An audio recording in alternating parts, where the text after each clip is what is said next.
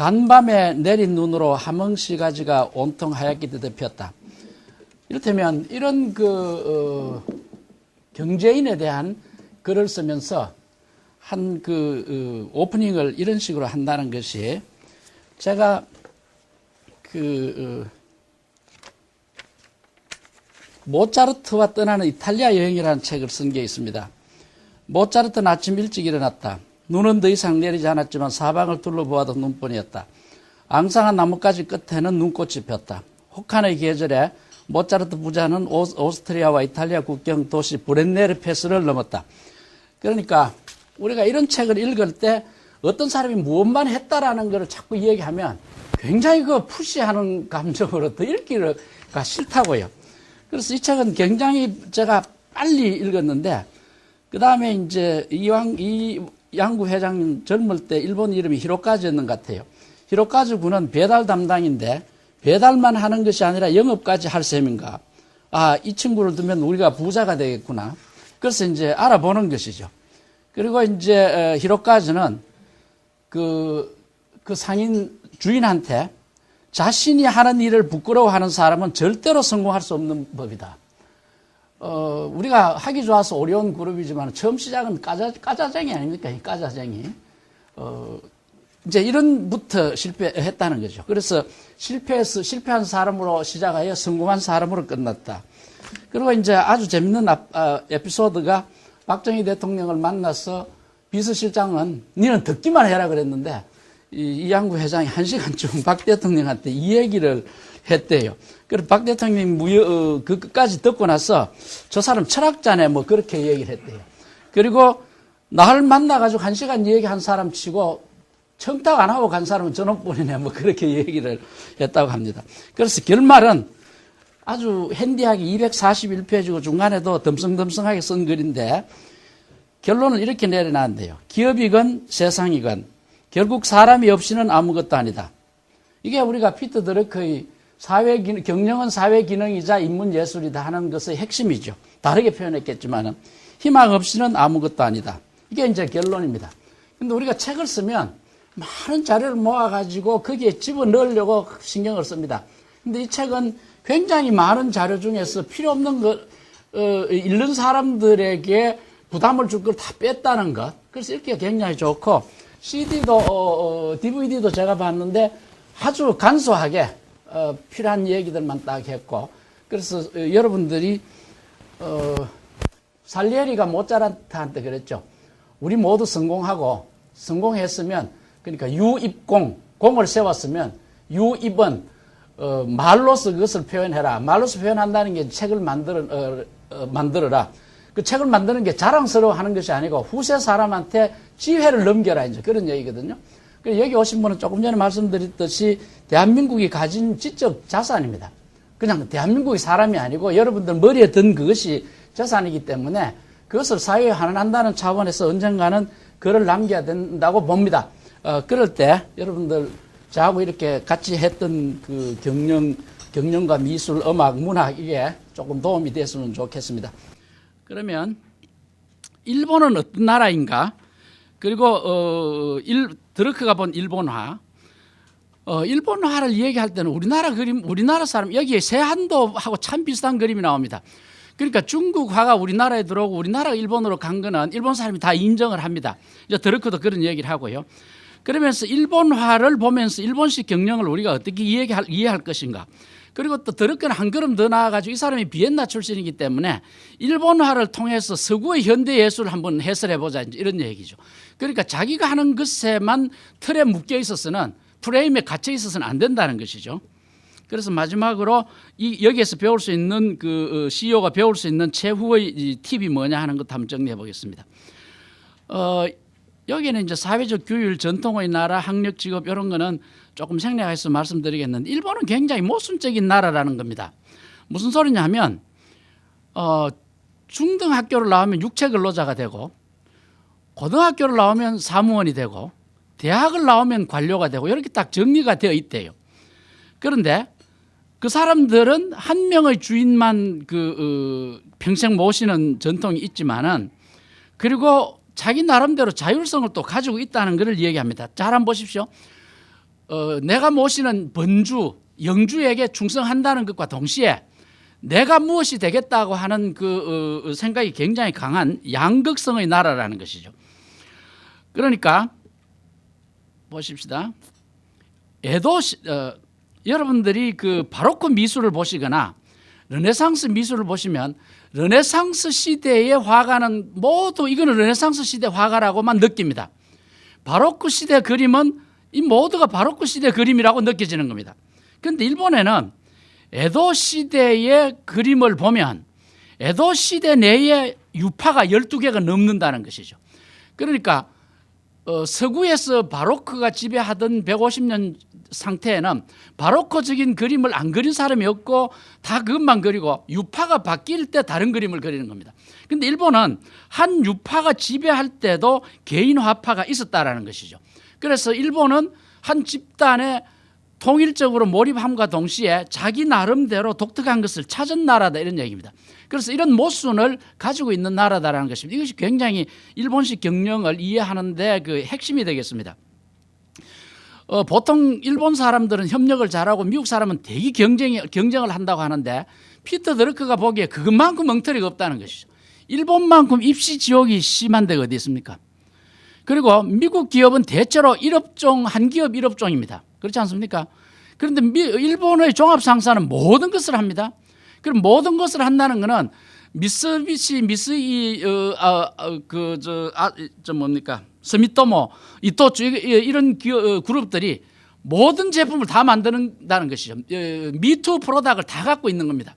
그러면 모든 종합상사가 경쟁자가 되는 것이죠. 미국에는 그런 것이 없다고요. 그런 거를 그 경쟁도 굉장히 치열한 것을 일본 사람들은 애써 그걸 경쟁으로 생각을 안 한다는 것이죠. 그리고 서구에는 화가들이 또 전문 화가가 있습니다. 이를테면 동물을 그리는 로자 본헤르라든지 조지 스투프스라는 사람이 있는데 일본의 화가들은 모두 다 똑같은 걸 그린다는 것이죠. 이를테면 여기 보시면 왼쪽에 있는 그림이 이제 로자 본헤르고 그다음에 오른쪽에 있는 게 이제 스투프스라는 사람이 그립니다. 이제 이런 사람들은 이런 유형의 그림만 그리는 겁니다. 그러니까 스투프스가 그린 그림을 보면 이건 스투프스다. 본헤르가 그리면 이건 그런 식이다라고 하는데 일본 사람들은 이런 화조도를 그리면 누구든지 이런 것을 그려간다는 것이죠. 그래서 일본 사람들은 다양성과 그 통일성을 동시에 가지고 있다라는 걸 얘기하는 겁니다. 이게 이제 간테이라는 사람이고 한 사람은 이제 이 자료에 있을 겁니다. 우네인가 하는 사람이 그린 겁니다.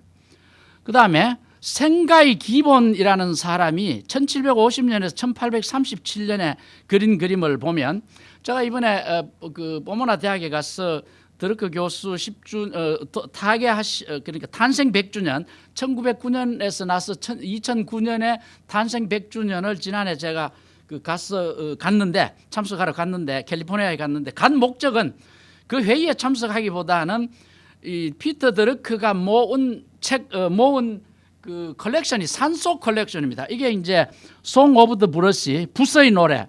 그리고 여기에 이제 드러크 자신이 모은 그림을 자기가 이제 해설한 겁니다. 그러니까 이 드러크는 그림만 수집한 것이 아니고 75년에서부터 85년까지 포모나 대학 학생들한테 동양 미술을 강의를 했고 자기가 수집한 그림을 미국, 일본에 순회 전시회를 했습니다. 그걸 이제 이렇게 해설도 다 붙였는데 이 원화를 보러 갔는데 이 그림이 아주 독특한 그림입니다. 이게 뭐냐 하면 달팽이입니다. 붓 하나로 달팽이를 이렇게 그려놓은 것이죠. 이거는 이제 개구리입니다. 불교에는 연기설이라는 게 있습니다. 불교에 심취하신 분도 있겠지만 내가 있어야 네가 있고 네가 있어야 내가 있다. 우리 모두가 서로 연결되어 있다. 이제 이런 얘기죠. 이게 윤회설 아니겠습니까? 그러니까 연기설인데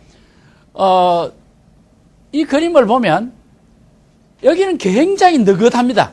이 개구리가 달팽이를 보고 있는 것은 느긋한데 그러나 이 뒷다리를 보면 언제든지 튀어나갈 수 있을 정도로 용수철처럼 구불려져 있다는 것이죠.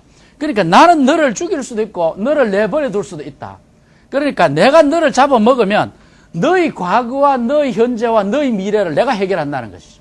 그러니까 3세대를 내 입으로 먹음으로써 끝이 나는 거야. 이런 식으로 표현을 하고 있다는 것이죠. 일본 사람들은 그렇게 함축적인 그림을 그린다는 것입니다. 그래서 이것을 해석을 이렇게 하고 있습니다. 선의 전통은 개인적 체험의 결과이므로 선성들의 생각을 선화가들이 그림으로 표현한 선화는 간단히 말해 그림으로 보는 화두다, 이런 얘기죠. 그래서 제가 본 것 중에서 이 작품이 제일 제 마음에 들어왔는데, 이 사람이 그 일본의 이 최초의 선불교 사원인 성복사를 세워서 남은 생애를 거기에서 이제 보냈다는 것이죠. 그래서 이 명상을 하면서도 언제든지 내가 너의 그 운명을 지배할 수 있다.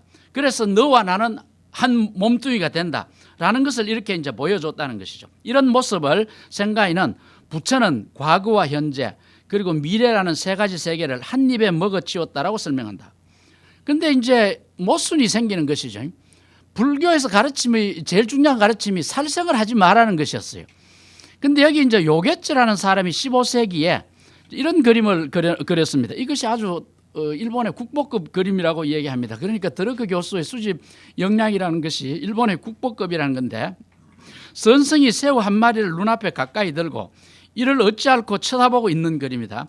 그림의 화두는 깨달음을 얻은 스님이 만물은 둘로 나눌 수 있는 것이 아니라는 사실을 알고서부터는 부처를 따르는 사람은 살생을 해서 안 된다는 이유가 무엇인지를 고민하는 것이다. 그러니까 이제 이거를 먹을까 말까, 조금 전에 그 생가의 기본 이 그림하고 이제 같은 궤죠. 이런 걸 이제 우리가 화두라고 하죠. 그래서 겐슈는 중국의 전설적인 선성으로서 통산 리앙치의 제자로 추정되는데, 귀한 삶을 산 스님으로 추울 때나 더울 때나 금수옷 한 벌이면 좋겠고 매일 거물을 갖고 강으로 가서 어성걸리며 새우와 조개를 잡아먹고 살았다. 그래서 이제 결국은 먹는 겁니다. 내가 너를 살생해야만 너와 나가 통합이 되는 것이니까. 이제 이런 걸 할 때 그런 자격이 있는 고성이 되었을 때 그것이 되는 것이지, 아주 젊은 경험이 없는 사람이 했을 때는 그거는 살인이다, 이런 얘기죠. 제가 그 다음에 드러크와 철학 얘기할 때 한번 말씀드리겠습니다만은, 여러분들 그 아브라함과 이삭 그 아시죠? 하나님 야훼께서 아브라함을 보고 너희 아들을 제물로 바쳐라 했을 때 아브라함이 이삭을 죽이러 가는 겁니다. 그런데 아브라함이 죽이러 가는 그것은 살인이냐 아니냐, 그런 얘기죠. 하나님이 시켜서 내가 살인한다 그래도 그건 살인인 거예요. 그런데 아브라함은 하나님이 나에게 시킬 때는 하나님이 나를 절대 나쁘게 하지 않을 것이다라는 신앙으로 했기 때문에 자기도 살고 이삭을 살렸다라는 것이죠. 자, 이런 식으로 단순히 명령을 따르는 것하고 하나님에 대한 페이스가 있었다라는 것은 다른 것이죠. 그러니까 고성으로서 부처님의 뜻을 다 파악해서 이런 행동을 하는 것하고, 그것이 이해가 되지 않고 단전히 배가 고파서 잡아먹으면서 너와 나는 하나라고 하는 것은 그건 궤변이다, 이제 그런 얘기죠. 그러니까 어떤 행동을 할 때 고매한 단계가 되기 전까지는 어떤 행동을 하지 말라는 얘기가 또 이제 뒤에서 대뿌리 나오는 겁니다. 일본 사람들은 그 조류 그림을 많이 그리는데, 그 일본 사람들은 이 그림을 그릴 때 팔기 위해서 그리지 않았다라는 것이죠. 지난주에 우리가 모차르트 음악을 얘기할 때 모차르트는 팔지 않고 자기가 즐기기 위한 작곡은 한 곡도 하지 않았습니다.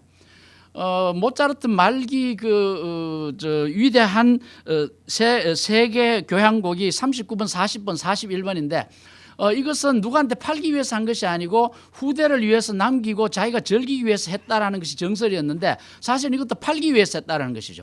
그러니까 돈 줄 사람이 중간에 중도금 안 주면 중간에 그만두고 뭐 그랬습니다. 그것이 이제 예술이 돈이었으니까요. 그런데 일본 사람들은 이런 그림을 자기가 즐기기 위해서 그렸다라는 것이죠.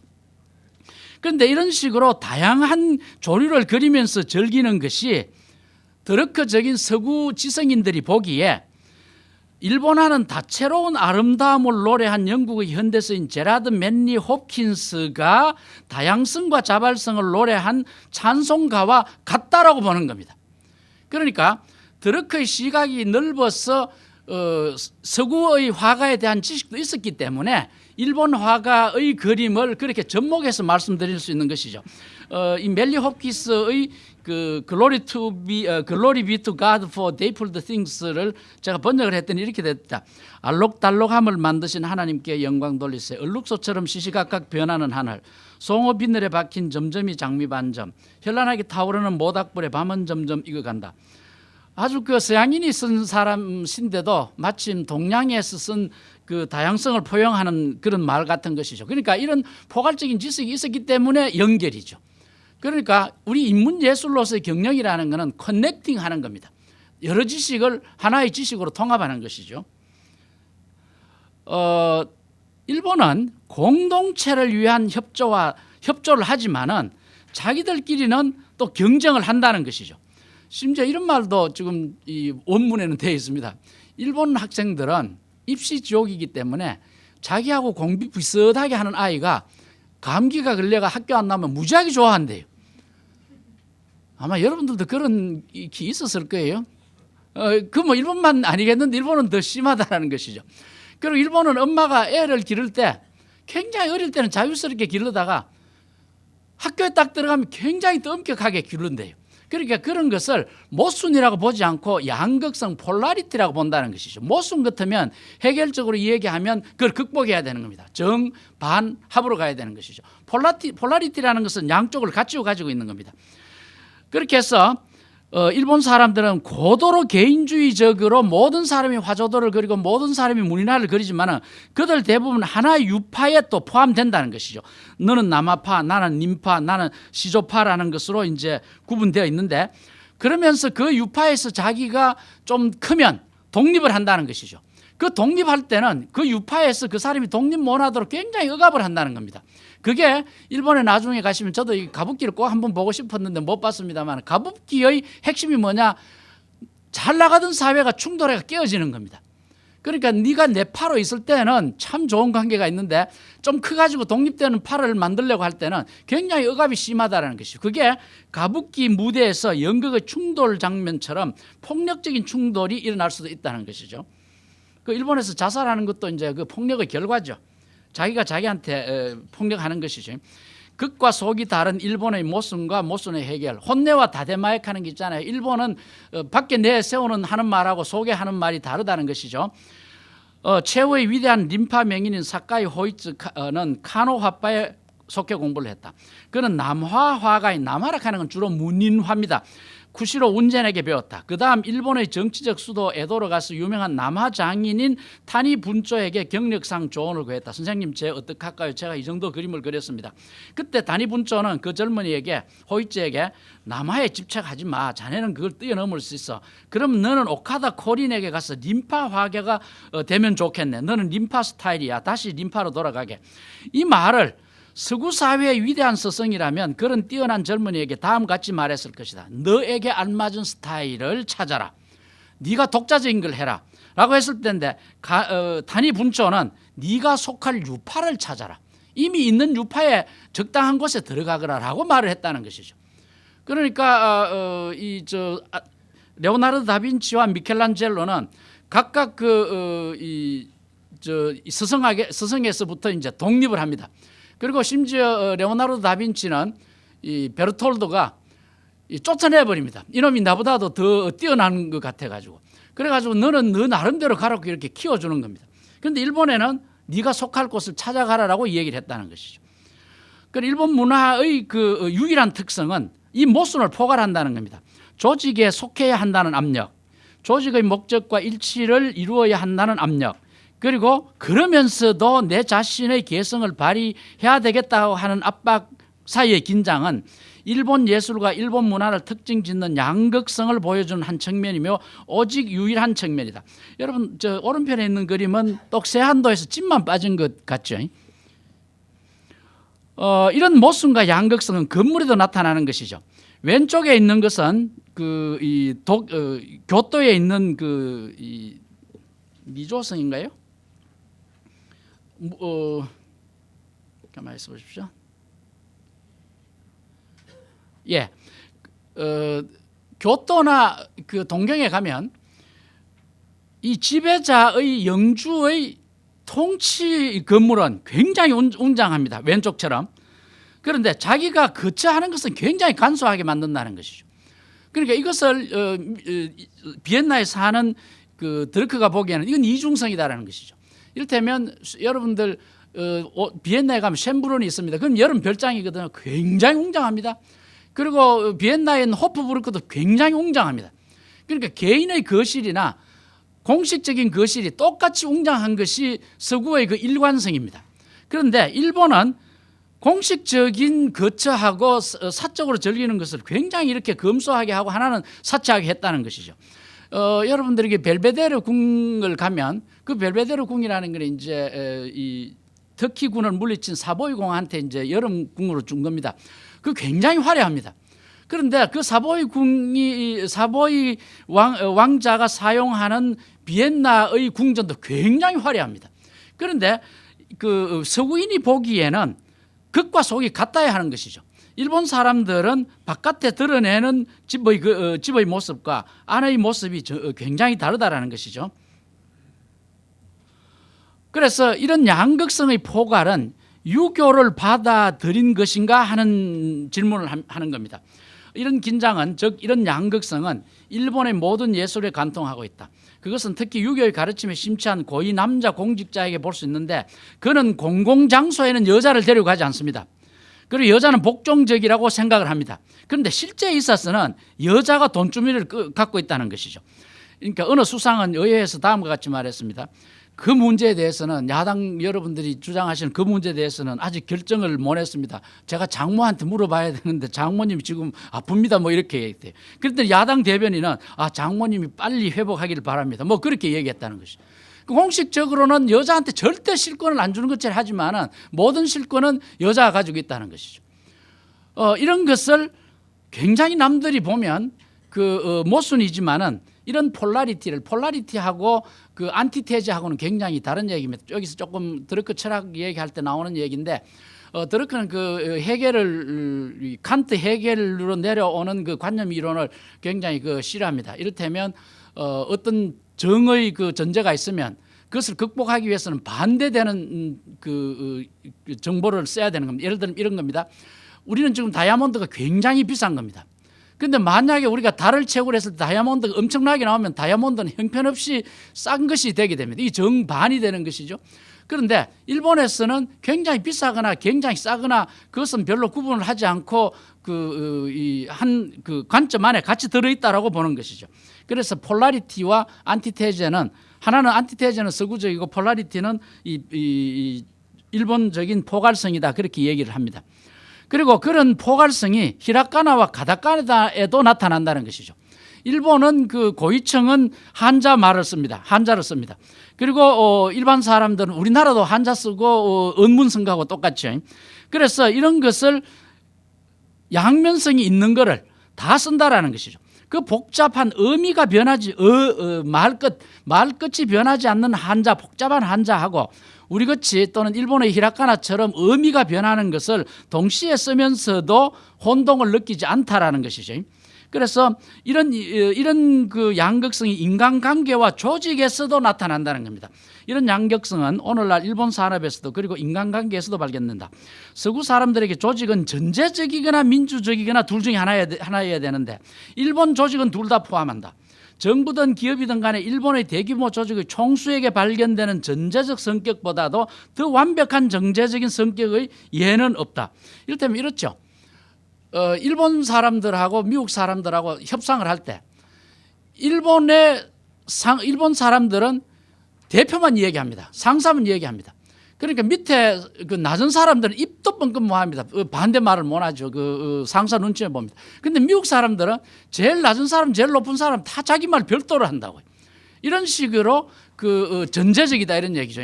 그러니까 일본 사람들은 자기가 하고 싶은 얘기 하는 것을 다 참고 제일 위의 사람의 의중이 어떤가를 보는 겁니다. 그런데 회의가 끝나고 나서는 그 전제적인 상사가 모든 사람들을 평등하게 회의를 한다는 것이죠. 그래서 의사결정은 밑에서 바텀업이 된다는 것이죠. 이제 일본 사람들하고 만났을 때 여러분들이 또는 서구 사람들이 제일 이해가 안 되는 것이 와레와레 니혼진이다, 이라는 얘기입니다. 그냥 우리가 이걸 번역하면 우리 일본 사람들은 라는 말인데, 이 말 속에 숨어 있는 것은 우리 일본 사람들은 당신하고 너무 달라서 당신들은 우리 이해 못할 거야라는 뜻으로 했다라는 것이죠. 그런데 이런 것이 결국 일본의 그림이다 이런 얘기입니다. 일본의 그림이 한국을 통해서 중국에서 온 겁니다. 그런데 중국 사람이 일본 그림을 보면 굉장히 어니즈하대요. 그런데 그것이 결국은 일본 사람이 그린 일본화는 중국화를 베낀 것이지만은 중국 사람은 이해 못할 것이다 하는 것과 같다는 얘기죠. 여기에 보시면 산수화를 그리면서 우리 일본을 그린 겁니다. 여기에 조그만 사람은 있습니다만 일본 산수화에는 사람이 굉장히 적대요. 그러나 그림 어디에 사람이 있는가? 일본 사람들은 어디에 없다는 없다. 하지만 요점은 정확하게 만해 그들이 그곳에 없다는 점이거나 혹은 그들이 땅에 종속되어 있다는 점이다. 그러니까 그 그림 안에 사람이 포함되어 있다는 얘기죠. 왜냐하면 니혼지는 꼭 일본인을 의미하는 것이 아니기 때문이다. 그것은 일본이라는 땅에 속해 있는 우리라는 것을 의미한다. 이것이 금방 이해되실지 모르겠습니다만 우선 그렇게 이야기하고요.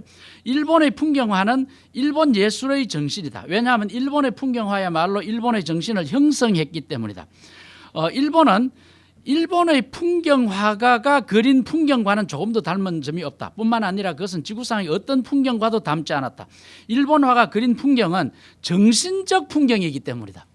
이게 뭐냐 하면 나중에 드러크는 일본화를 통해 본 서구 예술이라고 말했을 때 일본화는 본 것을 그리는 것이 아니고 자기 생각대로 그렸다라는 것은 피카소의 추상화와 같다고 이 얘기를 하는 겁니다.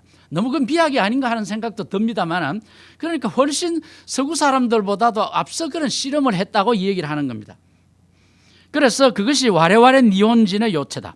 그 구절이 뜻하는 바는 일본은 독특하다는 느낌이 있다는 것이다. 그런데 문제는 우리가 보기에는 독특하지 않습니다. 문제는 일본 저거가 다른 사람하고 다르다라고 느끼고 있다는 것입니다. 그러니까 여러분들이 어떻게 보든지 간에 내 스스로 어떻게 보느냐 하는 것이 굉장히 다르죠. 남이 나를 보는 것과 내가 나를 보는 것은 전혀 다릅니다. 이화경 회장께서 아까 그 선친에 대해서 좋은 얘기를 했지만은 제3자가 이양구 씨를 볼 때는 또 다르게 볼 수 있는 것이거든요. 그런 얘기들을 일본 사람들은 아주 자연스럽게 받아들인다는 것입니다. 일본인이 다른 나라 사람들과 다르듯이 일본화도 다른 나라 사람의 그림, 다른 나라의 그림과 다르다는 것입니다. 이제 이 설명은 인쇄물로 보시면 되겠고요. 중국인이 불편하게 느낀 일본적 미학은 뭔가?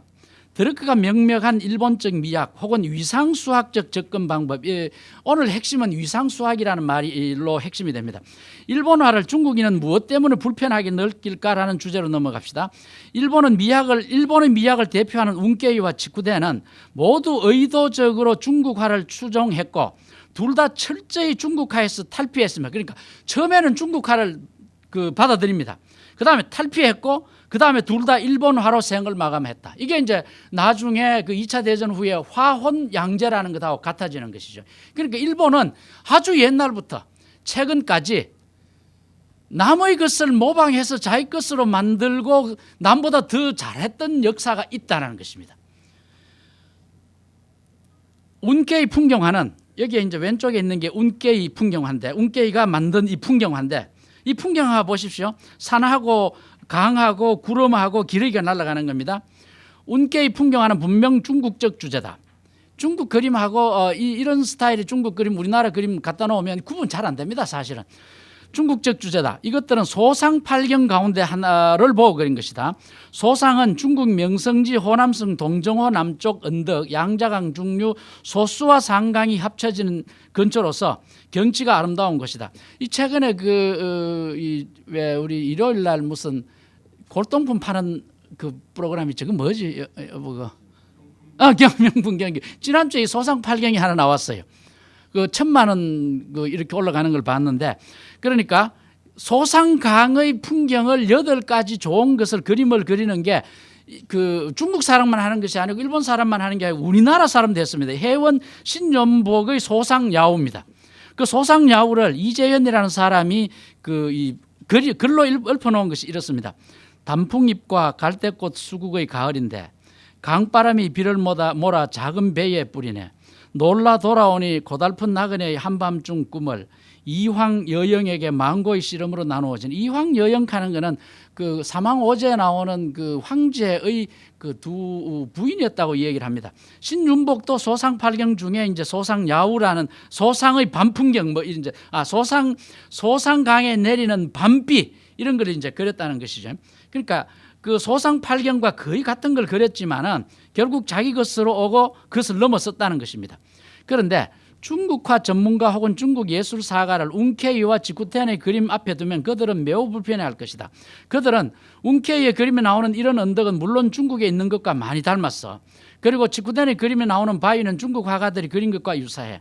그리고 붓질은 이런저런 기법이고 물론 파묵이라는 건 잘 아시죠? 우리 문풍지에다가 물을 뿌려 가지고 먹을 이렇게 칠하면 이게 번지죠. 그러니까 번진법이죠.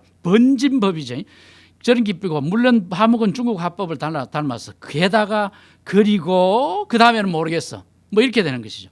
그들이 말하는 것은 다음과 같은 의미입니다. 이건 분명 중국화는 아니야. 이것들은 나를 매우 불편하게 만들고 있어. 그리고 난 그 이유를 모르겠어. 나는 이런 그림을 옆에 두고 싶지 않겠어. 그러면 중국화 일본화는 무엇이 같고 무엇이 다른가를 보면 중국화 일본화는 화법은 동일합니다. 붓질도 동일하고요. 먹도 똑같은 걸 씁니다. 그러나 그림은 다릅니다. 무엇이 다른가 하면 그것은 일본인들의 미적 감각이 다르다는 것이죠. 일본화는 빈 공간의 지배를 받는다. 그것은 화폭의 많은 부분이 비어있다는 것을 의미하는 것이 아니다. 빈 공간이 그림 자체를 구성하고 있는 것이다. 그러니까 동양화를 그릴 때 그림을 그리고 남은 것이 공간이 아니고 공간을 먼저 보고 그림을 그린다는 것이죠. 선을 그리고 공간이 남아있는 게 아니고 그 공간을 형성하기 위해서 선을 그린다는 것이죠. 좀 접근 방법이 다르죠. 우리 손자들이 와서 그림을 그리는 거 보면 아무 곳에나 그림을 그려요. 도화지에다가 막 그림을 그립니다. 그러면 그림 그린 자리는 그림이고 남아있는 건 백지예요. 그런데 일본 사람들은 어디를 남기고 어디에 그림을 그릴까 하는 그 형태부터 먼저 잡고 했다라는 것이죠. 이런 점은 대부분의 중국 화가가 추구하는 방식과는 다르지만 그건 일본 미학의 기본이다. 와다나베 카젠의 가장 말린 작품에 동일한 미의식이 나온다. 이 그림에 보시면 구도가 남아있는 여백에 그러니까 이 여백을 먼저 보고 그림을 그린 것이죠. 그러니까 이 그림을 가만히 보면 어디에 무엇을 하나 추가하고 싶은 곳이 없어요. 이것으로 완결된 그림이라고 생각을 합니다. 우리 애가 만약에 그림을 그렸다 그러면 이렇게 그렸다 그러면 여기도 뭐가 있으면 좋겠다는 생각이 든다고요. 이제 이런 것이 위상수학적인 접근을 한 그림이다 이렇게 보는 겁니다. 위상수학에 대해서는 조금 더 설명을 하겠습니다. 그러면 드르크가 본 시각으로 서양화, 중국화, 일본화는 어떻게 다르냐 이 말입니다. 이게 아주 드르크의 통찰입니다. 이 피터 드르크는 굉장히 책을 두껍게 쓰지만 그 안에 하나 있는 한마디가 그 책 전체를 통일해 줍니다. 제가 한 사장님한테 이 얘기를 드렸더니 참 공감을 하던데 경영의 실제에서는 우리가 다시 세미나를 한번 하겠습니다. 기업은 무엇이냐? 이 추구가 아니다. 기업은 고객을 창조하는 것이다. 고객이 없으면 매출액도 없고 이익도 없는 것입니다. 그럼 고객을 창조하려면 마케팅을 하고 혁신을 해야 되는 겁니다. 이렇게 딱 정리가 되는데 나머지는 이제 설명이 되는 것이죠. 그런데 서양화는 기하학이다. 이게 이제 여러분들 잘 아시는 이 최후의 만찬, 얼티마 세나, 여기 보시면 이게 이제 원근법이라는 것은 원래 고대 로마와 아테네에 있었습니다. 그런데 그 원근법을 르네상스 시대에 다시 가져왔기 때문에 이 투시법을 재투시법이라 그럽니다. 이 투시법을 보면 멀리 있는 것은 작게 보이고 가까이 있는 것은 크게 보이고 선명하게 보이는 겁니다. 그래서 이 기하학적으로 선을 그으면 한 곳에 이제 몰려가는 겁니다. 한 곳으로 시야가 이제 통일이 되는 겁니다. 그러니까 한 곳으로 시야가 이를테면 여러분들이 철도 레일을 중간에서 보면 그 철도 레일이 어느 지점에 가서 만나잖아요. 이걸 갖다가 소실점, 그러니까 보이는 것이 없어지는 통합이 되는 소실점이 됩니다. 영어로 vanishing point가 되죠. 이제 그런 소실점을 찾아가서 가까이 있고 멀리 있는 것을 표현을 한다라는 것이죠. 이런 것을 선형대기법이라 그럽니다. 그 다음에 제가 모나리자를 안 가져왔거든요. 여러분들 모나리자를 한번 생각해 봅시다. 모나리자는 선대기법이 아니고 공기대기법이라 그럽니다. 그러니까 거기에는 투시적인 것이 아니고 멀리 있는 것은 흐릿하게 보이고 가까이 있는 것은 굉장히 선명하게 보입니다. 근데 그 모나리자의 얼굴을 이렇게 보시면 다른 사람은 모나리자의 그림을 선으로 그립니다. 근데 모나리자의 얼굴선은 선이 아닙니다. 아주 짙은 색과 밝은 색이 자연스럽게 접합된 우리도 얼굴 보면 여러분들 내보시면 내 얼굴에 그 선이 있지만은 선이 아니잖아요. 이 배경하고 내 얼굴하고 겹쳐서 선처럼 보이는 거 아닙니까? 이런 식으로 명암을 대비해서 얼굴 윤곽을 만드는 기법을 스푸마토 기법이라 그러는데 이것을 이제 레오나르도 다빈치가 처음으로 이 대기 원근법이라는 걸 만들었다는 것이죠. 그래서 우리가 이 모차르트를 과학의 창시자라고도 이야기하는 사람이 있습니다. 그리고 중국화라는 것은 모든 중국화가 그런 건 아닙니다. 대체로 중국화는 수학처럼 알지브라처럼 채워나간다는 것이죠. 조화를 이루어 나가기 위해서 채워나간다는 것이죠. 중국화에는 원근법이 없습니다. 중국의 관음상이나 이런 걸 보시면 멀리 있는 거는 좀 작게 그리고 가까이 있는 거는 크게 그리지만 멀리 있는 거라고 똑똑하게 안 보이는 거 아닙니다. 똑같은 힘으로 그리는 겁니다. 근데 서구에서는 멀리 있는 거는 희미하게 그리고 가까이 있는 거는 선명하게 보이게 함으로써 그게 이제 원근법이라는 걸 만들었다는 것이죠. 원근법이라는 건 뭐냐 하면 우리 인간이라는 것은 우리 사물은 3차원 아닙니까? 좌우, 그다음에 높이 3차원인데 화면은 2차원이라고요. 2차원의 3차원을 표현하는 것이 그 투시도법입니다. 그렇죠? 근데 이제 이 중국에는 그 원근법이 없죠. 그래서 이렇게 채워나가는 것입니다. 근데 일본화는 위상수학이다. 그 위상수학이라는 것은 토폴로지라는 것인데 1700년경에 발견된 수학의 한 분야로서 제가 이렇게 한번 설명해 보겠습니다. 평면에 두 점이 있으면 그 두 점을 이으면 그게 선 아닙니까? 선이라는 것은 그 길이만 얘기하는 것이지 부피나 무게가 없는 겁니다. 평면상에서 두 점을 이으면 그게 선입니다.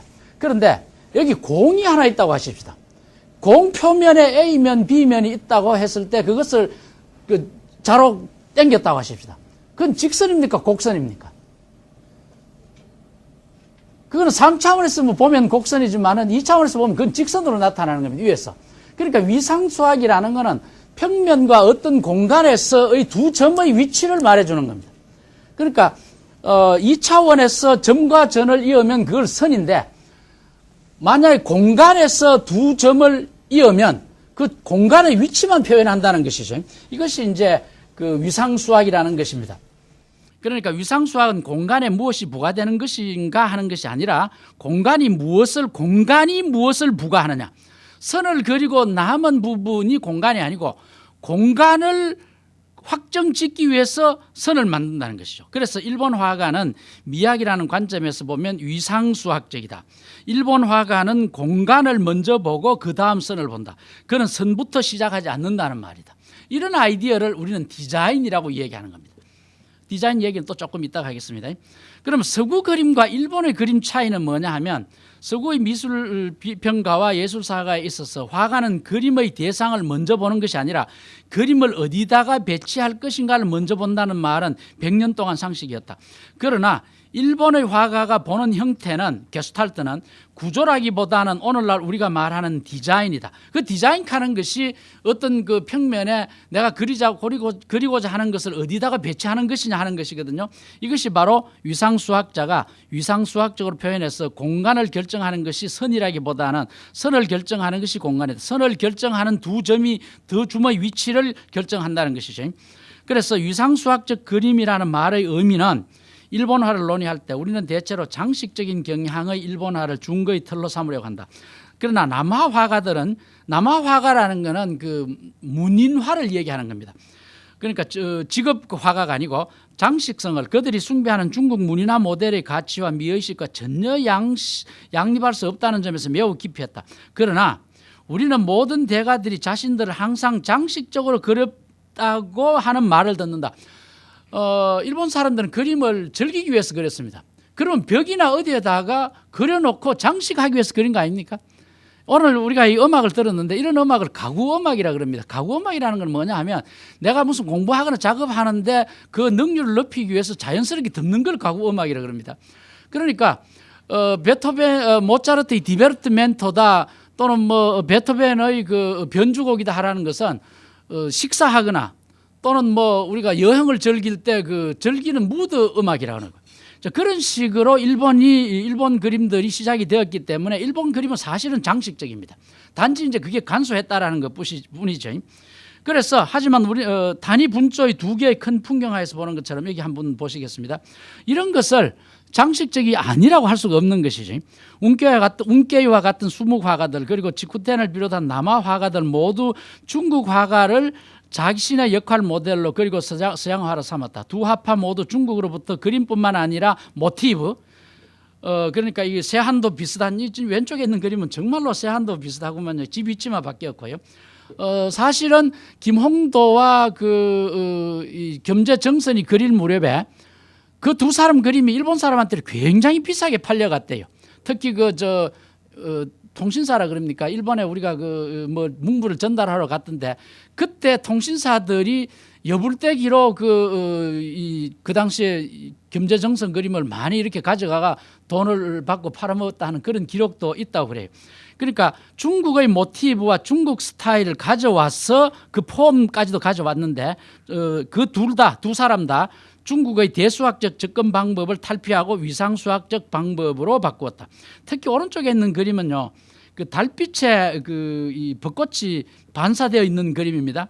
이 달빛의 달빛 때문에 벚꽃의 모양이 어떻게 나타나느냐 하는 것이 서구로 말하면 인상주의죠.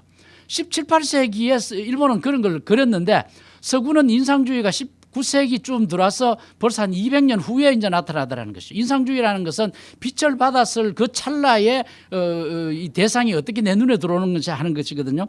그래서 외국 문화를 받아들이고는 그다음 그것을 일본식으로 바꾸는 능력은 일본의 역사와 경험에 계속 내려오고 있는 하나의 맥락이다. 대신에 우리는 그 맥락이 이어져 오지 않았다고 우리가 비판을 하고 있죠. 물론 맥락이 이어졌다고 주장하는 사람들은 이를테면 신봉성 씨 같은 사람들은 조선실록을 봐라.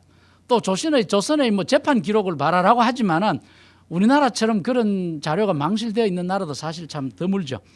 그래서 불교와 중국과 한국의 영향을 받았으나 곧 일본식으로 바꾸었다. 그렇지 않겠습니까? 중국의 문물 그것이 한국으로 들어왔고 한국의 문물을 일본이 이제 들여오는 겁니다. 처음에는 그냥 수입을 했습니다.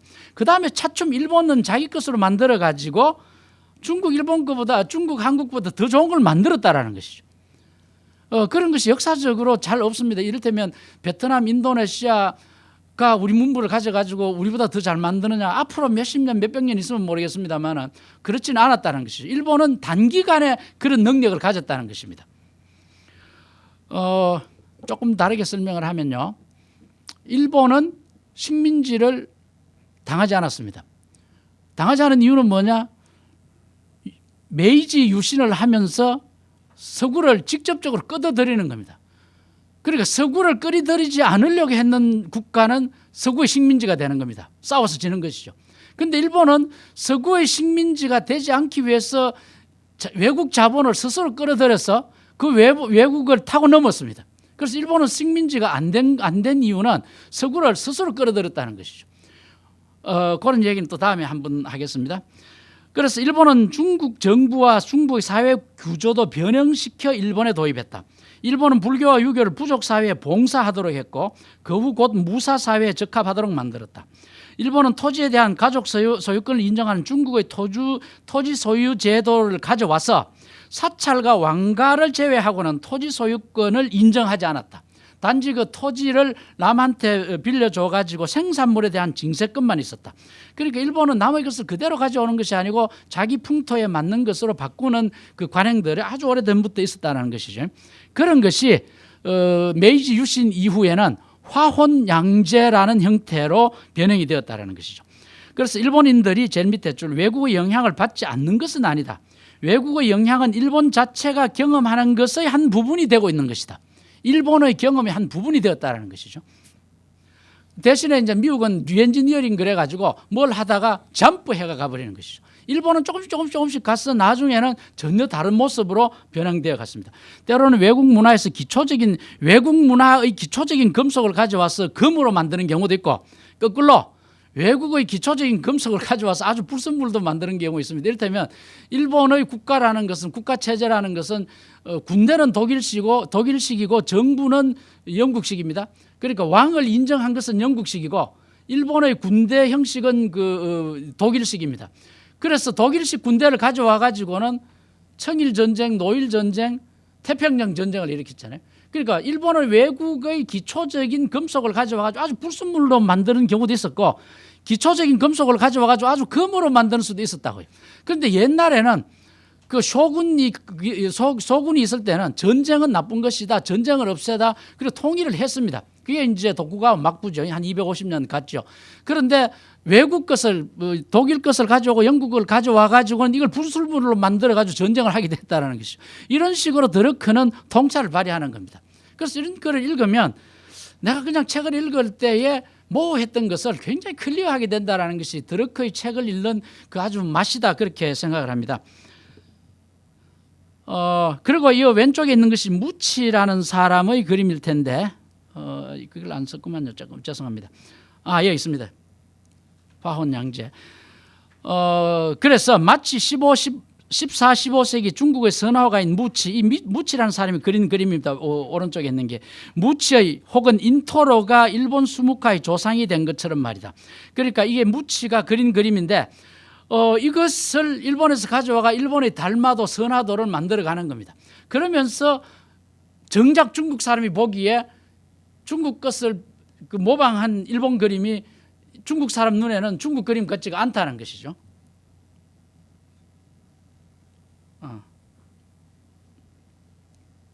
예. 그래서 일본과 외국을 구분하는 일본의 미식은 뭐냐 하면, 일본의 근본적인 그리고 중심적인 요소를 이해하는, 혹은 적어도 지각하는 것이 일본의 미의식을 우리가 인식하는 것인데, 일본과 외부 세계 사이의 매우 특수한 관계를 이해하는 한 방법이다. 그게 뭐냐? 수용 관계라는 것이죠. Relationship of Receptivity. 그러니까 외부에서 일어나는 것을 받아들이는 이 능력이 뛰어났다라는 것이죠. 우리는 그때 쇄국 정책을 했거든요. 그 쇄국 정책이나 이북에서 주체를 하겠다는 것과 같은 것이죠.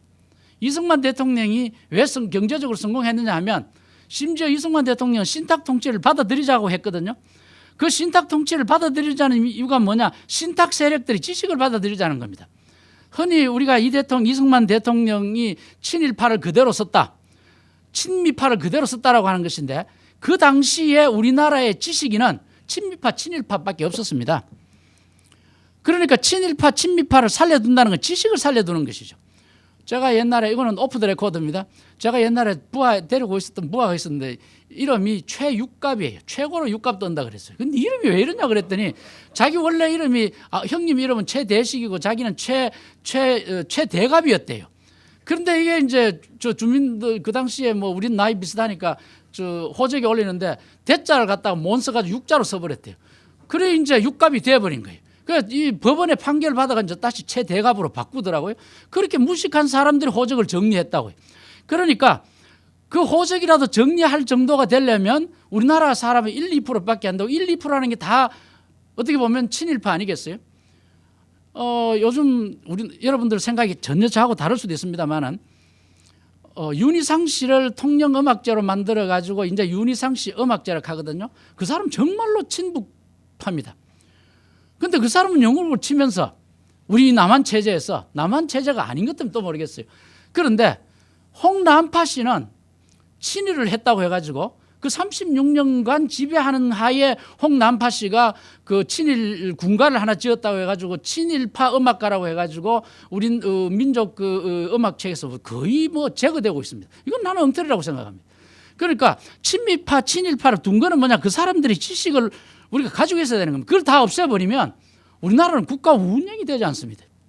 지금 우리나라가 세계적으로 따라갈 수 있는 이유는 뭐냐? 제가 고등학교 졸업할 때 5%가 대학 졸업했습니다. 지금 85%가 대학 졸업합니다. 이 사람들 때문에 우리나라가 지금 이렇게 되는 겁니다. 그런데 이거를 확 잘라버려서는 그 참 곤란한 것이죠. 그런데 일본은 그런 수용 관계가 굉장히 빨리 확립이 되어 있었다는 겁니다. 그러니까 배우는 능력, 그걸 개선하는 능력, 그 다음에 그것을 일본식으로 독특하게 만드는 능력, 이것을 가지고 있었다는 것입니다.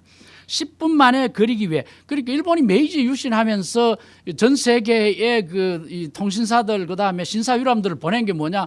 그게 다 어떻게 보면 친미파, 친유럽파를 만든 그 과정이죠. 학구인 애각구라는 아주 오래 산 화가가 있었습니다. 그러니까 1768년, 85년 하는 게 몇 살 살았습니까? 거의 한 80 살았나요? 83살이죠. 그러니까 그 당시에 83살 살았으니 이게 엄청나게 오래 사는 사람입니다. 이 사람이 달마도를 굉장히 빨리 그렸대요. 이런 달마도를. 그런데 이 달마도 하나 그릴 때 10분 만에 그렸지 않겠습니까? 의사한테 우리가 5분 진찰을 받고 돈 주고 나오거든요. 근데 의사는 5분 진찰하기 위해서 그 의사 되기 위해서 얼마나 투자했겠습니까? 5분 진찰하기 위해서 30년 의사 했지 않겠습니까? 그러니까 학구인 애각구 보고 당신이 그림 하나 그리는데 얼마요? 몇 분 걸리요? 그랬더니 10분 걸린대. 그럼 10분 걸리는데 그림값이 왜 이렇게 비싸요?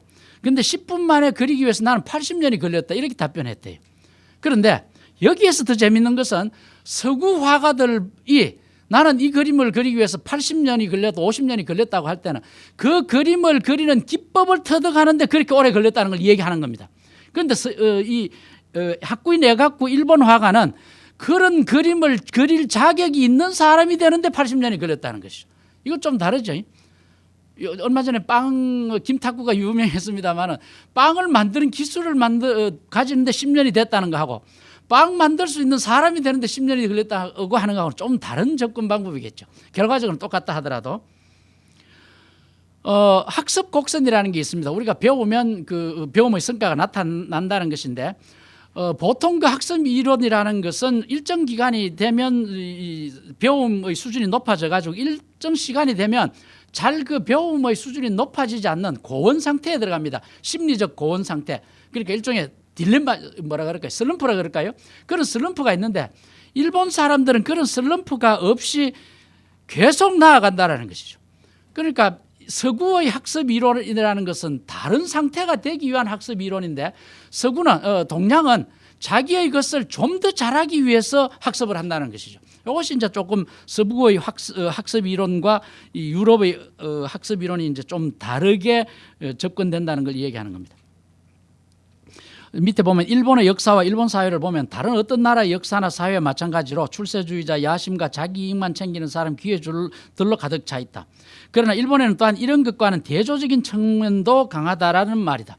그러니까 자기의 완성을 위해서 노력하는, 말하자면 공자님이나 노자 이런 사람들처럼 지식을 자기 완성에만 투입하는 사람도 있다는 것이죠. 그런데 보통 우리는 지식을 투입을 하면 그 지식을 이용해서 출세하겠다라는 것인데 일본은 과거부터 자기 자신을 뛰어나게 하는데 지식을 투입하는 측면이 강하다라는 것입니다. 이게 이제 달마도를 그리는 것은 내가 그 달마도를 그릴 자격이 있는 사람이 되는 것이다. 그러면 그 사람이 그린 달마도는 뭘까요? 자기 자신이죠. 일본에는 성자 같은 경영자들이 꽤 있습니다. 이 교세라의 이나모리 같죠. 이 사람은 스님 노릇하다가 또 이거 경영자 노릇하다가 또 스님 노릇하다가 뭐 이랬죠. 그다음 캐논이라는 카메라 있죠. 캐논이 무슨 뜻인지 아시죠? 관음이라는 뜻입니다. 관음보살 그럴 때 그 관음을 카논이라고 번역하고 그 카논이 그 KANON입니다. 그 카논을 영어로 찾으시면 KANNON은 온 하나 N을 더 붙이면 전범, 교범, 그러니까 우리가 따라야 할 성경이다 뭐 이런 뜻입니다. 그게 이제 캐논이고 그 캐논을 한자로 하면 관음이고 그걸 일본말로 하면 카논인데 그 카논의 창업자가 일본에 심취해가지고 말을 그렇게 만들었다고 그래요. 그래서 그 말은 뭐냐 하면 내가 이 기업을 운영한다. 몇십 년 운영한다. 라는 말은 나는 이 기업을 운영하는 사람이 되기 위해서 몇십 년을 내가 투자했다라는 말이죠. 나는 단순히 이런 회사를 50년 경영했다가 아니고 이런 회사를 경영하기 위해서 경영하는 사람으로 인정받기 위해서 나는 50년 노력을 했다. 또는 우리 가문은 3대째 노력을 했다. 뭐 그런 얘기로 설명을 할 수 있습니다. 그러니까 일본화를 우리가 보면서 그것을 일본식 경영과 접근을 해서 보는 것이 그 드르크 교수의 그 통합적인 이 과정이 지식의 통합이거든요. 그런 식으로 접근해 볼 수 있다는 것입니다. 지금부터는 서구와 서구의 현대 예술을 보기 위해서 일본화를 이용 또는 남용하고자 한다. 이 더럽게는 말을 참 끄집어낼 때 참 적절하게 써요. 내가 이걸 일본화를 이용해서 서구화를 보겠다가 아니고 좀 남용해 보겠다. 남들이 보면 인정하지 않을 수 있지만 나는 이렇게 생각한다는 것이죠. 여러분들 이 왼쪽에 있는 그림은 도조지 사원의 종이라고 합니다. 이게 종의 밑부분이겠죠. 이거는 어떤 실체를 그리는 것이 아니기 때문에 그 추상화의 원류다라고 보는 겁니다. 저는 그렇게 보이진 않는데 그렇게 보고 있고, 그 다음에 단위 분초가 달빛 아래의 자두나무, 제가 아까 벚꽃이라 그랬는데 자두나무구만요. 이것은 달빛의 달빛을 받은 자두나무의 현란한 것하고 낮에 보는 것하고 다르지 않겠어요? 일본은 그 말을 패턴화된 말을 씁니다. 이럴 때 이렇게 얘기합니다. 봄에는 여명의 벚꽃을 바라보고 가을에는 노을의 단풍을 본다. 일본 사람들은 늘 그렇게 이제 표현을 하고요. 그 다음에 또 뭡니까 그 하이쿠 같은 거 아주 적시성으로 즐거움을 느끼는 게 있습니다. 이를테면 영원히 있다고 생각하지 마라. 아버지하고 돈. 이런 얘기를 해요. 그 아들한테 얘기할 때 그렇게 얘기한다고요. 또, 즐겁도다. 올해도 모기에게 물렸어. 살아있다는 말이야. 그렇잖아요. 죽었으면 모기에 물리겠습니까? 그렇게 아주 적시적으로 즐기는 능력이 있다는 것이죠. 그런 식으로 순간적으로 포착하는 능력은 터너나 모네가 반세기 뒤에 한 거다 이거죠. 오른쪽에 있는 거는 모네가 그린 그 랭스 성당입니다. 그러니까 모네는 랭스 성당 앞에 가가지고 아침부터 점심 저녁까지 이 햇빛이 바뀌면서 그 앞에 건물이 이 성당 색깔이 어떻게 변하는지 그림을 이렇게 그려놓은 게 있습니다. 그리고 비교해 보면 하나는 분홍색이고 하나는 파란색이고 하나는 노란색이고 이렇게 색깔이 바뀌는 겁니다. 터너 그림은 제가 안 가져왔는데 이 터너 그림을 보면 굉장히 흐릿하게 보이고 바다가 붉게 보이고 달빛이 저녁 노을이 비쳤으니까요. 그다음 배 하나가 점처럼 보입니다. 그 순간적 눈에 보이는 걸 얘기하는 거예요. 근데 고전 그림 같으면 실물을 두고 그대로 그리기 때문에 그 순간적인 빛이라는 것이 의미가 없다는 것이죠. 이게 이제 우키요에죠. 이 우키요에가 여러분들 아시다시피 고호, 마네, 모네에게 엄청나게 영향을 줬죠. 이런 것이 흔히 우리는 서구의 그림이 더 오래되고 서구의 그림이 더 좋은 것으로 생각하지만은 사실은 일본 화가가 서구에게 영향을 미친 것이 더 컸다라는 걸 얘기하는 겁니다. 마샬 맥루아는 이 사람은 미디어가 메시지다. 그러니까 메시지가 미디어를 통해서 가는 것이 아니고 미디어 자체가 메시지다 그렇게 얘기해서 아주 유명한 사람인데 이 마샬 맥루아는 또 드럭하고 거의 같은 시기에 친구로 지냈습니다. 그 의견은 굉장히 달랐대요. 이 마샬 맥루아는 뛰어난 재치고 드럭은 마치 곰처럼 생각하고 그 결론을 내는 사람이고 마샬 맥루아는 우리가 생각하고 해석하는 방식을 바꿨다. 이 말은 뭐냐 하면요. 제가 한번 이렇게 말씀드려보죠. 직선이죠. 물입니다. 이걸 넣었습니다. 자, 그럼 물 밑에서부터 이것은 어떻게 보입니까? 직선으로 보입니까? 굽었습니까? 그러니까 이 직선을 이 물에 넣었을 때 이거는 직선이라고 한다는 것은 컨시브입니다. 여러분들이 이해하고 있는 그대로 보는 겁니다. 그런데 실제로 이것은 굽었단 말입니다. 여러분들 말을 할 때 아침에 동쪽에서 해가 뜬다고 얘기하는 겁니다. 근데 실제로는 어떻습니까? 해는 가만히 있고 지구가 서에서 동으로 도는 거 아닙니까? 우리는 인식은 지구가 움직인다고 인식을 합니다. 그런데 실제로 우리 눈에 보이는 것은 해가 뜨고 있는 겁니다. 그러니까 이 해가 뜨고 있는 것을 그대로 보는 것을 퍼셉션이라고 합니다. 지각이라고 얘기하는 겁니다. 그러니까 우리 내면의 사고방식에 의해서 이해를 하고 상대방을 어떤 물체를 인식하는 것을 컨시브라고 그러고 컨셉션, 개념이라고 그러고 보이는 대로 이해하는 것을 퍼시브라고 한단 말입니다. 그걸 일본이 잘했다는 것이죠. 그러니까 그거를 마샬 맥루한이 내가 전하는 메시지가 아니고 내가 이용하는 미디어가 메시지다라고 얘기한 것이 바로 이런 얘기다는 것이죠. 그러나 만약 서구의 지각관이 일본 예술을 이해했더라면 서구의 지각 개념은 이런 이동을 훨씬 전부터 그러니까 서구 사람들이 일본을 공부했으면 마샬 맥루안이 말한 그 지각 개념을 훨씬 전에 알았을 거라는 얘기죠. 그럼 일본은 그런 것을 옛날부터 보이는 대로 이해하는 것을 잘 했다라는 것이죠. 그러니까 임프레셔니스트 인상주의라는 건 뭐냐, 햇빛이 있을 때 햇빛을 받아서 반사되는 그 여러분들 고호 그림이나 이런 걸 한번 머릿속으로 한번 생각해 보십시오. 만해의 연꽃 가까이 보면요 형체가 없습니다. 한 5m 이렇게 띄어놔야 형체가 나온다고요. 그 스타리 나이트 하는 것도 한번 보시죠. 띄어져 있으니까 그게 형태가 있죠. 가까이 보면 안 보인다고요. 그런데 클래식한 거를 자크 루이드 다비드나 앵거르 그림을 보면 멀리서 보나 앞에서 보나 똑같아요.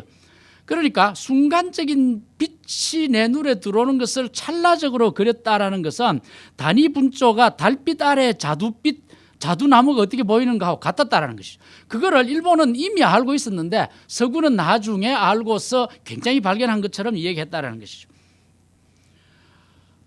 이거 한번 보십시오. 이 왼쪽에 있는 그림이 이제 캐스퍼 프리드리히가 그린 그 낭만주의 그림인데, 이 낭만주의라고 하는 것은 뭐냐 하면 이설법하지 않는 것을 표현하는 걸 낭만주의라고 그럽니다. 그러니까 로만틱한 거죠. 뭐라 그럴까요? 어떤 방랑 시인이 귀족 부인을 사랑한다. 이슴직하지 않잖아요. 맨발의 청춘, 이슴직하지 않잖아요. 그럼 있으면 좋겠다라는 생각을 하는 겁니다. 실제로는 그럴 수는 없지만은 여러분들 따님이 그 놈씨를 하나 데려왔다 합시다. 허브대도 좋고 남자 구실도 하겠어. 근데 뭐 해? 그랬더니 아빠 직업이 없어요. 그러면 그거 주겠습니까? 안 줍니다. 준다면 그건 아주 낭만적인 사람이죠. 그런 식으로 그린 그림이 왼쪽 그림입니다.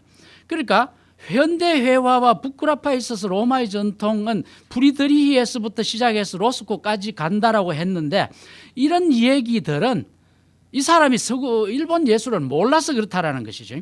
사실은 일본은 그 이전부터 뿌리가 깊이 일본 예술에는 그런 것이 있었고 일본 경영 방식에도 그런 것이 녹아 있었다라는 걸 얘기하는 겁니다. 저 먼 바다를 보고 내가 저곳을 가야 되겠다, 내가 이것을 극복해야 되겠다, 이거 얼마나 멋있습니까? 이 그림은 굉장히 많은 책의 표지로 사용하고 있고요.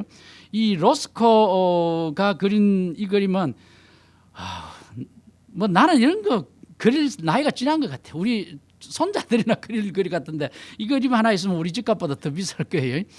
그런데 이런 그림의 흐름에 대해서 이 얘기를 했지만은, 이런 추상화 같은 또는 낭만주의 그림이 일본에는 50년, 100년 전에 있었다라는 것을 드러큰 얘기하는 겁니다. 반론이 있겠지만 이것은 정확히 말해 일찍 일본에서는 오래전에 일어났던 일이었다. 인식을 대체하여 지각을 묘사하는 대신에 디자인을, 기하학 대신에 위상수학을, 그리고 분석하는 대신에 구성을 하는 것은 정말이지 일본에서는 해안 시대부터 계속 이어오는 일본 예술의 특징이었다. 내가 인식한 대로 이것은 눈에 보이는 것이 굽어 있는 것이지 실제로는 이거는 직선이야 라고 인식하고 있는 것을, 아니야 눈에 보이는 대로 한번 그려보자, 이런 임프레셔니스트 한 것이 일본은 옛날부터 있었고, 그 다음에 공간 속에 어떤 물건을 배치하자라고 하는 게 뭐냐, 그 디자인이다라는 것이죠. 그 디자인은 일본에서는 오래전부터 있었다는 것이죠. 에드윈 오 라이사와 전 주일 미 대사는 일본의 역사와 사회에 대한 최고 권위자인데, 그는 최근 저서 일본인에서 일본은 최고의, 그러니까 드러크가 책을 읽는 그 범위라는 게 참 넓은 것 같아요.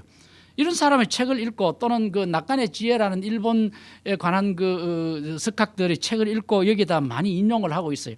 그러니까 제가 드러크 책을 번역하면 내가 많이 늘어나는 것이 풋노트 다는 것에서 얼마나 늘어나는지 모르겠어요. 그런 즐거움을 또 느끼고요. 일본은 최고의 혹은 인류의 창의적인 사상가를 배출한 적이 없다고 썼다. 굉장히 비난하고 무시하는 얘기죠.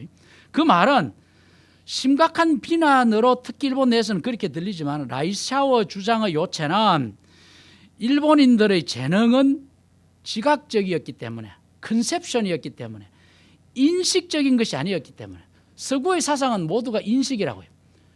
관념 철학 아닙니까? 플라톤의 관념 철학이란 뭐냐? 우리 인간이 되어야 할 최고의 모델이 뭐냐? 그게 이데아 아닙니까?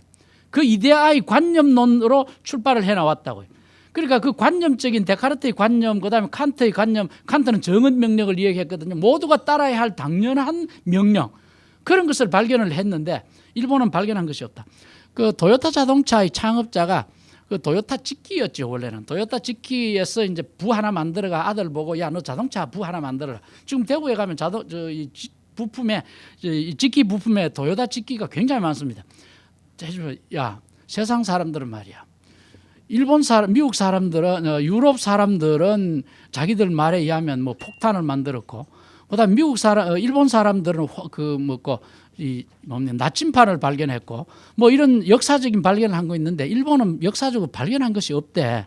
너는 말이야, 이 독립해가지고 자동차를 세계적인 것을 한번 만들어봐. 이게 이제 도요타의 창업입니다. 그래서 한때 이제 도요타가 최고까지 왔죠. 그러니까 일본은 이 세상에 창의적인 사상가를 배출한 적이 없다라고 하는 말은 맞는 겁니다. 인식론적으로 보면, 이피스테메라 그러죠. 지식적으로 보면. 그런데 일본은 처음부터 본대로 보이는 것대로 어떤 걸 표현하는 능력이 강했다라는 것이죠. 그래서 이제 시간을 제가 조금 여러분들 어쨌거나 8시 반에 끝낸다는 의미로 그렇게 했는데, 오늘 세미나 했는 것이 이 일본화를 중심으로 본 일본 사람들, 그다음에 일본화를 통해서 일본식 경영을 이해하자는 그런 것이었습니다. 그러니까 우리 세미나가 인문예술로서의 경영이라고 하면 인문예술 차원에서 경영을 보는 거거든요. 그런 차원에서 우리가 마지막으로 이 강의에서 들을 수 있는 것은 요즘 일본이 굉장히 어렵습니다. 엔화가 앞으로 70엔까지 떨어진다고 이 얘기를 합니다. 그 70엔까지 떨어지면 일본 기업들이 정말 어렵습니다. 옛날에 뭐 100엔 떨어지면 어렵다 그랬었는데 지금 70엔까지 보고 요즘 뭐 80엔. 제가 삼익 DHK 어제 사회 이사를 했는데 우리 손 전무님 같이 계셨습니다. 70엔 그랬나요? 요즘 한 82엔 하나요? 80엔. 손 전무님 나중에 그 카탈로그 가져와셔가지고 한번 또 설명 한번 합시다. 그래야 뭐 제가 또 연임도 되고 안 하겠나 싶습니다만. 그래서 일본은 외국의 문물을 자기 것으로 만드는 데 뛰어난 재주가 있다라는 것을 전제로 하고 몇 가지 말씀드리겠습니다. 지금 일본이 침체기에 빠져 있는 것은 국가적 목표가 없기 때문이다. 일본은 늘 남의 것을 가져와가지고 자기 것으로 만들고 뛰어났거든요. 근데 지금 일본은 남의 것을 가져올 게 없다고요. 제2차 제가 그 드르크 교수한테 92년에 번역하고 우리 딸내미하고 연말에 가서 만나고, 일본보다 보통 드르크 책은 나오면 일본에서 번역되고 우리나라에서는 중역되는 것이 뭐 한 몇 권 있었는데, 그거는 이제 92년에 자본주의 이후의 사회는 원고를 일본서도 받고 나도 받고 같이 해가지고 내가 3월에 나오고 일본에서는 5월에서 나왔어요. 그래서 이제 드르크 교수가 일본 93년이니까 1909년생이니까 84세에 놀랍잖아요. 그러니까 다시 말씀드리겠습니다. 드르크는 1934년 5년에 런던으로 갔는데 런던에서 우연히 로얄 아카데미에서 비를 피해서 갔더니 거기에 일본화 그림이 있어서 우연히 봤대요. 그다음에 이제 미국에 가가지고는 미국의 스미소니안 박물관에서 일본화를 또 좀 자주 봤대요. 그다음에 1959년에 일본이 처음으로 드르크를 일본으로 초청을 합니다. 그래가 강의도 하고 그다음에 순회 전시회도 하고, 또 일본에서는 70세 생일도 해주고 80세에는 그 훈장도 주고, 그러니까 일본은 대밍, 조셉 주란 이런 사람들 다 불러가지고 일본 이 품질 관리를 향상시키는데 썼다고요. 그러니까 일본은 남의 문물만 가져오는 게 아니고 다른 사람들도 데려와가지고 일본에다 그 지식을 떨어다 놓고 이제 보내주고 뭐 그랬다고요. 그러니까 나중에 대밍이 거꾸로 일본 사람이 한 품질 관리를 왜 우리는 못하느냐고 미국의 품질 관리를 거꾸로 이렇게 끌어올리는 적도 있었습니다. 그러니까 1959년에 이제 드르크도 일본으로 갔는데, 그때부터 이제 드르크가 일본을 쭉 이제 연구를 한 거죠. 근데 1993년 봄에 일본 정경련에서 우리나라 정경련처럼 일본 게이단렌에서 드르크를 불러가지고 자본주의 이후의 사회 일본판 출판 기념 세미나를 하는데, 그 드르크 교수가 저보고 이제 초청장을 하나 줘서, 일본에는 그런 세미나 할 때 들어가는 입장료 굉장히 비쌉니다. 또 밥도 자기가 사 먹어야 되고, 우리나라처럼 세미나 할 때 이렇게 후한 나라도 잘 없습니다. 그때 이제 드르크 교수가 이런 말을 하는 걸 들었습니다. 제2차 세계대전 후 일본은 두 가지 목표가 있었다. 하나는 미국을 따라잡자는 목표가 있었고, 캐치업. 그다음에 다른 하나는 1억 2천만 명이 한솥밥을 먹는다. 1억 2천만 명이 빈곤한 상태에서 벗어나다. 두 가지 목적이 있었던 것이죠. 이거는 박 대통령의 생각하고 같은 것이죠. 우리가 잘 살 수 있다는 생각하고 똑같은 것이죠. 이 두 가지 목표를 1980년대 후반 1990년대에 달성한 일본은 그 후 새로운 국가적 목표를 찾지 못했다. 그래서 이 드루크는 일본은 지금 등대가 없다고 그때 말씀을 하시더라고요. 그래서 일본은 장기간 침체기에 들어갔고, 그런데 지금도 일본이 어렵다는 얘기를 많이 합니다. 중국이 강성해지고 우리나라 사람이 좀 까불고 있고 그 조금 겸손한 일본 사람들이 와레와레 니혼진 개사고 있으니까 우리가 일본 따라낸 것처럼 생각하지만 그렇지 않겠죠. 그러나 일본은 빠르게 무엇을 배우는 능력, 배운 것을 개선하는 능력, 그것을 바탕으로 언제든지 새로운 목표를 설정하고 다시 앞서 나갈 것이다. 이것이 오늘 저희 팁입니다.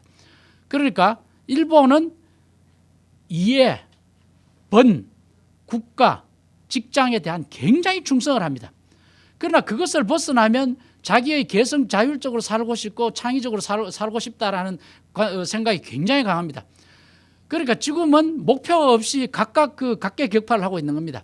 그런데 일본이 국가적인 역량을 모아서 국가적인 목표를 생기면 일본의 모든 개인은 입을 닫고 그 국가적 목표에 복종을 한다는 것이죠. 그게 이제 일본의 장점이기도 하고 단점이기도 하겠습니다. 오늘 제가 준비한 거는 조금 말을 제가 빨리 하고 했습니다만 이것으로 끝이겠습니다.